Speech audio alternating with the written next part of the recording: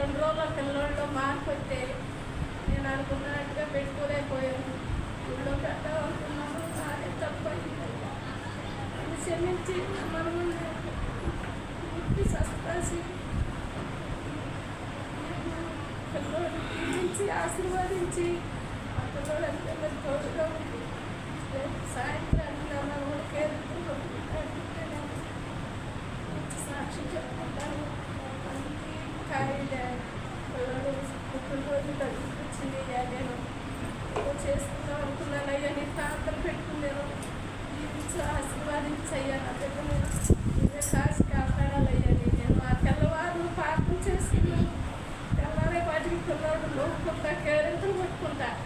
ఆ 2 రోజులు కాడ ఈ వర్షాలమ్మ పిల్లడు చక్కగా ఆడుకుంటున్నాడు. జ్వరం తగ్గింది, మూలుగుడు తగ్గింది పిల్లడికి.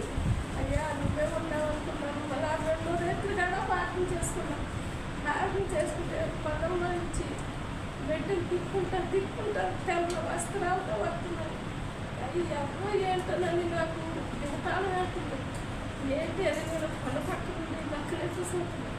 కొండలోంచి నిదానంగా హోమెట్టు తిప్పుకుంటా ఆ మనవడి దగ్గరికి వచ్చి తలకాడ ఇట్లా పెట్టుకున్నట్టు నుంచున్నాడు.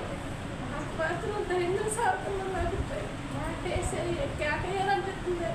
కానీ నోరు అట్లా కేకేదానికి దేవా దేవా దేవా దేవా అనుకుంటాం.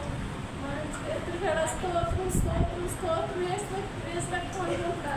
నా కొడుకునే కలరే పాటికి నాకు ఒళ్ళంతా స్టమక్లో పట్టుకొచ్చేసి నాకు ఒళ్ళంతా రిలీఫ్ వచ్చేసి పిల్లల్ని తీసుకొచ్చి నా గుండెల మీద ఎక్కించాడు. అనుభవం పడుతున్నాడు పిల్లలు. ఎస్ఐలు ఉండాలయ్యా నా పట్ల నాకు దీవించి ఆశీర్వదించాలన్నాడు. ఈ చిన్న సాక్షి